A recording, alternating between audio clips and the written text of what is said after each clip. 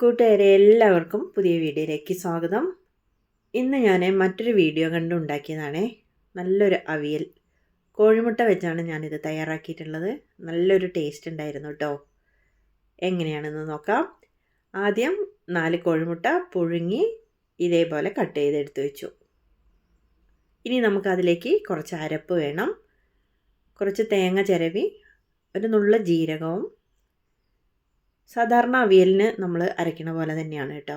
കുറച്ച് പച്ചമുളകും, ഒരു വെളുത്തുള്ളി അല്ലിയും, പിന്നെ ചെറിയ ഉള്ളിയാണ്, ചെറിയ ചുവന്നുള്ളിയില്ലേ, അതും കൂടി ചേർത്ത് അവിയലിന് നമ്മൾ സാധാരണ പച്ചക്കറി വെക്കുന്ന അവിയലിന് ചേർക്കണ പോലെ തന്നെ കുറച്ച് കറിവേപ്പിലയും കൂടിയിട്ട് ഒന്ന് ചതച്ചെടുത്തു. വളരെ സിമ്പിളായിട്ട് നമുക്കിത് ഉണ്ടാക്കിയെടുക്കാം കേട്ടോ. ഒരു പ്രത്യേക ഒരു വിഭവമാണ്, വേറൊരു ടേസ്റ്റുമാണ്.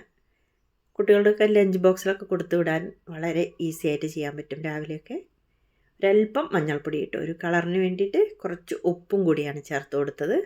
എന്നിട്ട് ഇതേപോലെ ഒന്ന് ചതച്ചെടുത്തു. ഇനി നമുക്ക് അവിയൽ തയ്യാറാക്കിയെടുക്കാം. വളരെ ഈസിയാണ് കേട്ടോ. കോഴിമുട്ട പുഴുങ്ങി കട്ട് ചെയ്ത് വെക്കുക, അരപ്പും കൂടി തയ്യാറാക്കി കഴിഞ്ഞാൽ സിമ്പിളായിട്ട് ചെയ്തെടുക്കാം. ഒരു പാനിലേക്ക് ഒരല്പം വെളിച്ചെണ്ണയാണ് ഒഴിച്ചു കൊടുത്തത്. ആദ്യം നമുക്ക് ഈ അരപ്പൊന്ന് അതിൻ്റെ പച്ച ടേസ്റ്റ് ഒന്ന് മാറാനായിട്ട് ഒരല്പം വെള്ളം ഒഴിച്ചിട്ട് ഒന്ന് ചൂടാക്കിയെടുക്കാം. ഒന്ന് ഇളക്കി ഒന്ന് നമുക്കത് വറ്റിച്ച് അതിൻ്റെ ടേസ്റ്റ്, പച്ച ടേസ്റ്റൊക്കെ ഒന്ന് മാറാം. ഉള്ളിയൊക്കെ ചേർത്തതല്ലേ, ഒരല്പം മഞ്ഞൾപ്പൊടിയും കൂടി ചേർത്ത് കൊടുത്തു. അരപ്പിലുള്ളത് മതിയെങ്കിൽ അത്രയും ചേർത്താൽ മതി കേട്ടോ. പച്ച തേങ്ങയുടെയും പച്ചമുളകിൻ്റെയും ചെറിയുള്ളിയുടെയും ഒക്കെ ആ ടേസ്റ്റൊക്കെ ഒന്ന് മാറാൻ വേണ്ടിയിട്ടാണ്. കുറച്ച് കറിവേപ്പിലയും കൂടി ഇട്ടിട്ട് ഒന്ന് ഇളക്കി യോജിപ്പിച്ച് ഒന്ന് തിളപ്പിച്ച് വറ്റിച്ചെടുക്കാം. ഒരല്പം ഉപ്പും കൂടി ചേർത്ത് കൊടുത്തു കേട്ടോ. കണ്ടില്ലേ, ഒന്ന് കോഴിമുട്ട വെച്ചിട്ട് നമുക്കതിലേക്ക് ചേർത്ത് കുറേ സമയം ഇളക്കേണ്ട ആവശ്യം വരുന്നില്ല. ഇങ്ങനെ ചെയ്ത് കഴിഞ്ഞാൽ ഒരല്പം വെളിച്ചെണ്ണയൊക്കെ വേണമെങ്കിൽ ഒഴിച്ചു കൊടുക്കാം, അല്ലെങ്കിൽ ലാസ്റ്റ് ചേർത്താലും മതി. നന്നായിട്ടൊന്ന് ഇളക്കി അതിൻ്റെ പച്ച ടേസ്റ്റൊക്കെ മാറുമ്പോൾ നമ്മൾ പുഴുങ്ങി കട്ട് ചെയ്ത് വെച്ചിട്ടുള്ള കോഴിമുട്ട ഇതിലേക്ക് ചേർത്ത് കൊടുക്കാം.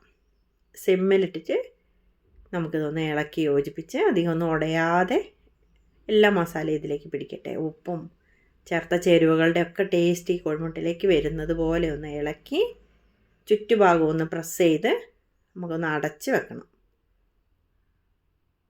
കുറച്ച് കറിവേപ്പില വേണമെങ്കിൽ ചേർത്ത് കൊടുക്കാം കേട്ടോ. എല്ലാവരും വീഡിയോ ലൈക്ക് ചെയ്ത് കാണണേ. സബ്സ്ക്രൈബ് ചെയ്യാത്തവർ ചെയ്യാനും കൂടി മറക്കല്ലേ.